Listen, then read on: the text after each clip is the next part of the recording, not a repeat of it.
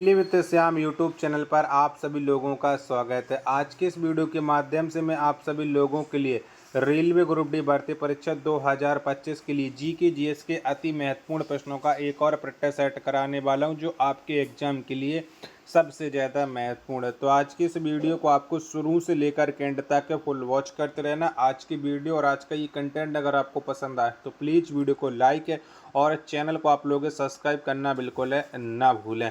तो चलिएगा फिर शुरू करते हैं। तो पहला प्रश्न है आपके सामने कि द ग्रेट रिवोल्ट नामक पुस्तक के लेखक कौन है। तो बताओ ये पुस्तक किसके द्वारा लिखी गई है। द ग्रेट रिवोल्ट है। पहले प्रश्न का राइट आंसर क्या हो जाएगा। तो ये पुस्तक अशोक मेहता के द्वारा लिखी गई है।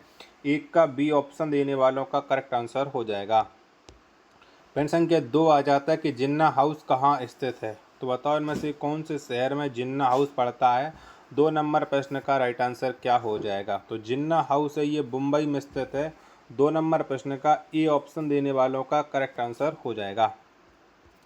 अगला प्रश्न प्रश्न संख्या 3 आ जाता है कि यूएनओ द्वारा विश्व ठहाका दिवस कब मनाया जाता है। तो बताओ कब मनाते हैं विश्व ठहाका दिवस। 3 नंबर प्रश्न का राइट आंसर क्या हो जाएगा। तो इसे प्रत्येक वर्ष 10 जनवरी को मनाया जाता है। 3 का सी ऑप्शन देने वालों का करेक्ट आंसर हो जाएगा।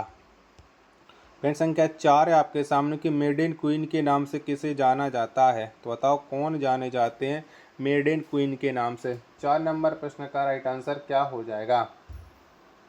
तो ये एलिजाबेथ जानी जाती है मेडेन क्वीन के नाम से। 4 का ए ऑप्शन देने वालों का राइट आंसर हो जाएगा। 5वें नंबर का प्रश्न आ जाता है कि नटराज की प्रसिद्ध कांस्य मूर्ति किस कला का उदाहरण है। तो बताओ कौन सी कला का उदाहरण हो जाएगी जो नटराज की मूर्ति है। 5वें नंबर प्रश्न का राइट आंसर क्या हो जाएगा। तो ये चोल कला का उदाहरण हो जाती है। 5 का सी ऑप्शन देने वालों का राइट आंसर हो जाएगा। अगला प्रश्न प्रश्न संख्या 6 है कि एटीपी का निर्माण किस में होता है। तो बताओ किस में होता है एटीपी का निर्माण। 6 का आंसर आपको देना है। तो एटीपी का निर्माण वो माइटोकॉन्ड्रिया में होता है। 6 का ए ऑप्शन देने वालों का करेक्ट आंसर हो जाएगा। प्रश्न संख्या 7 है आपके सामने कि मोबाइल फ़ोन का आविष्कार किसने किया था। तो बताओ इनमें से किस व्यक्ति के द्वारा मोबाइल फ़ोन का आविष्कार किया गया था। 7 नंबर प्रश्न का राइट आंसर क्या हो जाएगा। तो डॉक्टर मार्टिन कूपर के द्वारा मोबाइल फ़ोन का आविष्कार किया गया था। 7 का ए ऑप्शन देने वालों का राइट आंसर हो जाएगा। प्रश्न संख्या 8 है आपके सामने कि फ्यू हरर के नाम से कौन प्रसिद्ध था। तो बताओ इनमें से कौन से व्यक्ति को फ्यू हरर के नाम से जाना जाता है। 8 नंबर प्रश्न का राइट आंसर क्या हो जाएगा। तो ये एडोल्फ हिटलर जाना जाता है। 8 का सी ऑप्शन देने वालों का राइट आंसर हो जाएगा। 9 नंबर का प्रश्न है कि व्हाइट हाउस कहाँ स्थित है। तो बताओ कौन से स्थान पर व्हाइट हाउस हो जाता है। 9 का आंसर आपको देना है। तो व्हाइट हाउस ये वॉशिंगटन डीसी में स्थित हो जाता है। 9 का सी ऑप्शन देने वालों का राइट आंसर हो जाएगा। प्रश्न संख्या 10 है आपके सामने कि 10,000 पीढ़ियों का अध्यापक किसे कहा जाता है। तो बताओ में से कौन से व्यक्ति को कहते हैं 10,000 पीढ़ियों का अध्यापक। 10 नंबर प्रश्न का राइट आंसर क्या हो जाएगा। तो ये कन्फ्यूशियस को कहा जाता है 10,000 पीढ़ियों का अध्यापक। 10 का ए ऑप्शन देने वालों का राइट आंसर हो जाएगा।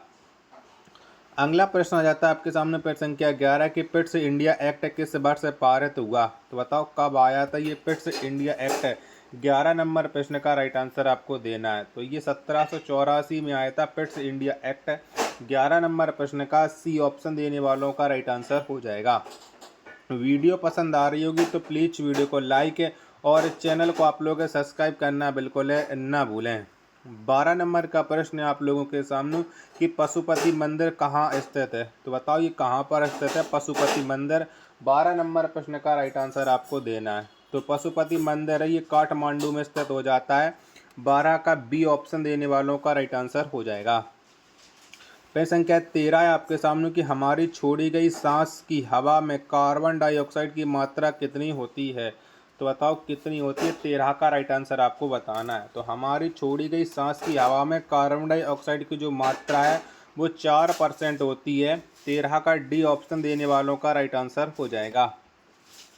नेक्स्ट प्रश्न आया था प्रश्न संख्या 14 की विशेष आर्थिक क्षेत्र की अवधारणा पहले कहाँ शुरू की गई।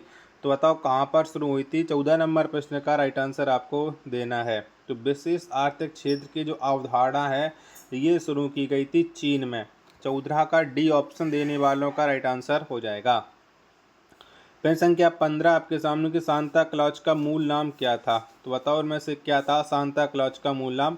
15 नंबर प्रश्न का राइट आंसर आपको देना है। चलिएगा 15 के चारों ऑप्शन में आपको दिखा दूं, जिसके बाद आप लोग इस प्रश्न का राइट आंसर है वो डिसाइड कर सकते हो। तो 15 के चारों ऑप्शन आपकी स्क्रीन पर शो हो रहे हैं, तो फटाफट से बताओ इस प्रश्न का राइट आंसर क्या हो जाएगा। तो इसका राइट आंसर हो जाएगा सेंट निकोलस। 15 का ए ऑप्शन देने वालों का राइट आंसर हो जाएगा। 16 नंबर का प्रश्न है कावा कहाँ स्थित है, तो बताओ इनमें से कावा कहाँ पर पड़ता है। 16 का आंसर आपको देना है। तो कावा है ये मक्का सऊदी अरब में स्थित हो जाता है। 16 का बी ऑप्शन देने वालों का करेक्ट आंसर हो जाएगा। प्रश्न संख्या 17 है आपके सामने कि डयूस किस व्यक्ति का लोकप्रिय उपनाम है, तो बताओ ये किसका लोकप्रिय उपनाम है। डयूस 17 का आंसर आपको देना है। तो ये मुसोलिनी का लोकप्रिय उपनाम हो जाता है। 17 का सी ऑप्शन देने वालों का करेक्ट आंसर हो जाएगा। प्रश्न संख्या 18 आ जाता है आपके सामने कि वेटिकन शहर कहाँ अवस्थित है, तो बताओ ये कहाँ पर पड़ता है वेटिकन शहर। 18 का आंसर आपको देना है। तो ये इटली में स्थित हो जाता है वेटिकन शहर या वेटिकन सिटी। 18 का बी ऑप्शन देने वालों का करेक्ट आंसर हो जाएगा। चलिएगा अगला प्रश्न है आपके सामने। प्रश्न संख्या 19 आ जाता है कि वह स्थिति जिसमें कुछ आय कुल लागत के बराबर हो क्या कहलाता है, तो बताओ उसे क्या कहते हैं।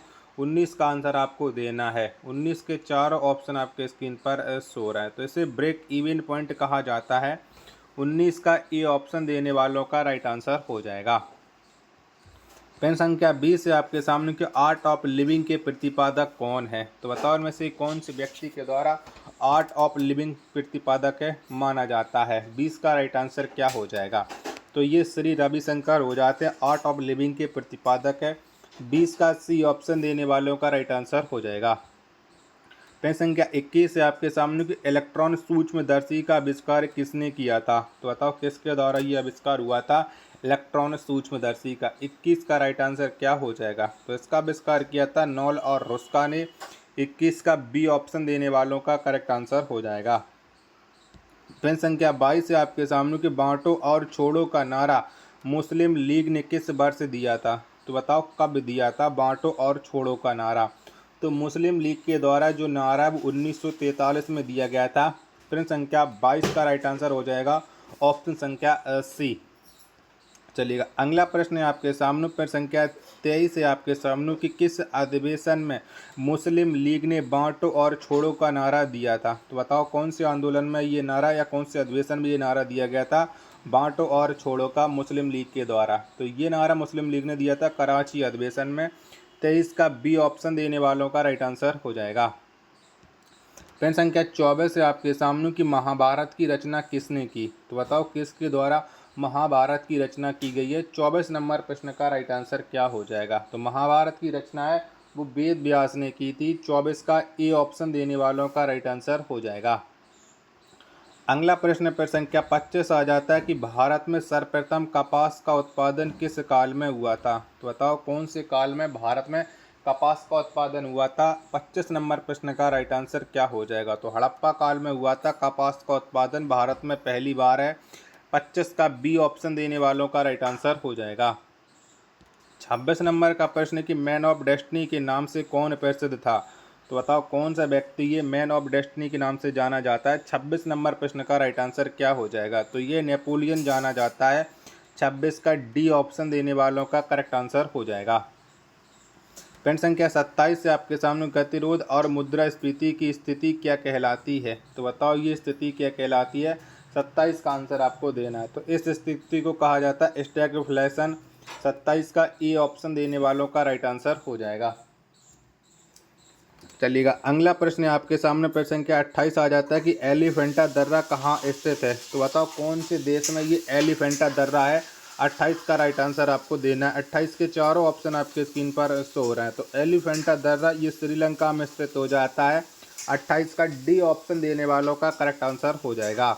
वीडियो पसंद आ रही होगी तो प्लीज़ वीडियो को लाइक और चैनल को आप लोग सब्सक्राइब करना बिल्कुल ना भूलें। चलेगा। अगला प्रश्न संख्या 29 आ जाता है कि महाबली गंगा किस देश की सबसे बड़ी नदी है? तो बताओ ये कौन से देश की सबसे बड़ी नदी हो जाती है महाबली गंगा? 29 नंबर प्रश्न का राइट आंसर आपको देना है। तो ये हो जाती है श्रीलंका की। 29 का ए ऑप्शन देने वालों का करेक्ट आंसर हो जाएगा। अगला प्रश्न आ जाता है आपके सामने प्रश्न संख्या 30 है, गुजरात राज्य की स्थापना किस वर्ष से की गई? तो बताओ कब हुई थी गुजरात की स्थापना?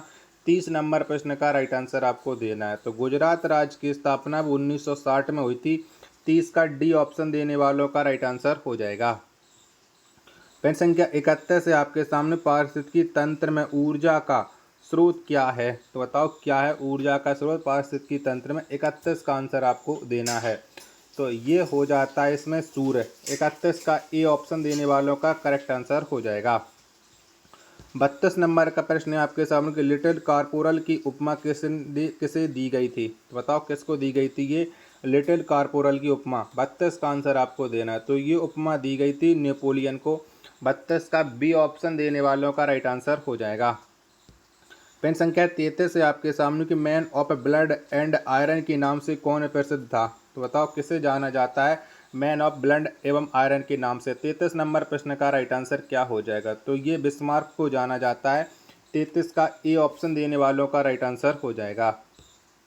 34 नंबर का प्रश्न कि स्टैचू ऑफ लिबर्टी कहाँ स्थित है? तो बताओ ये कहाँ पर पड़ती है स्टैचू ऑफ लिबर्टी? 34 का राइट आंसर क्या हो जाएगा? तो ये स्थित हो जाती है न्यूयॉर्क में। 34 का ए ऑप्शन देने वालों का राइट आंसर हो जाएगा। 35 नंबर का प्रश्न कि पौधों में जल का परिवहन किसके माध्यम से होता है? तो बताओ किसके माध्यम से होता है? 35 नंबर प्रश्न का राइट आंसर आपको देना है। 35 के चारों ऑप्शन आपके स्क्रीन पर शो हो रहा है। तो पौधों में जल का परिवहन ये जाइलम के माध्यम से होता है। 35 का ए ऑप्शन देने वालों का राइट आंसर हो जाएगा। अगला प्रश्न संख्या 36 आ जाता है कि पौधों में खाद्य पदार्थों का परिवहन किसके माध्यम से होता है? तो बताओ किसके माध्यम से होता है? 36 का आंसर आपको देना है। तो पौधों में जो खाद्य पदार्थ का परिवहन होता है ये फ्लोएम के द्वारा होता है। किसके? फ्लोएम के। 36 का बी ऑप्शन देने वालों का राइट आंसर हो जाएगा। प्रश्न संख्या 37 है आपके सामने, ग्रीन बीच कहाँ स्थित है? तो बताओ ये कहाँ पर पड़ता है ये ग्रीन बीच? 37 का आंसर आपको देना है। तो ग्रीन बीच ये यूके में स्थित हो जाता है। 37 का डी ऑप्शन देने वालों का राइट आंसर हो जाएगा। अगला प्रश्न संख्या 38 आ जाता है कि इंडिया हाउस कहाँ स्थित है? तो बताओ कहाँ पर स्थित है इंडिया हाउस? 38 का आंसर आपको देना है। 38 के चारों ऑप्शन आपकी स्क्रीन पर शो हो रहा है। तो इंडिया हाउस ये लंदन में स्थित है। 38 का बी ऑप्शन देने वालों का राइट आंसर हो जाएगा। 39 नंबर का प्रश्न कि फादर ऑफ इंग्लिश पोइट्री के नाम से कौन प्रसिद्ध थे? तो बताओ किसे जाना जाता है फादर ऑफ इंग्लिश पोइट्री? तो इसके लिए प्रसिद्ध थे जेफरी चौसर। 39 का ए ऑप्शन देने वालों का राइट आंसर हो जाएगा। और अंतिम प्रश्न संख्या 40 है कि लेडी विद द लैंप के नाम से कौन प्रसिद्ध थी? तो बताओ कौन थी? लेडी विद द लैंप के नाम से फ्लोरेंस नाइटिंगेल प्रसिद्ध थी। 40 का ए ऑप्शन देने वालों का राइट आंसर हो जाएगा। आशा और उम्मीद करता हूँ आप सभी लोगों को ये वीडियो पसंद आई होगी। तो प्लीज़ वीडियो को लाइक और चैनल को आप लोगों को सब्सक्राइब करना बिल्कुल ना भूलें। मिलते एक और नेक्स्ट वीडियो और नेक्स्ट पट्टा सेट के साथ। तब तक के लिए धन्यवाद।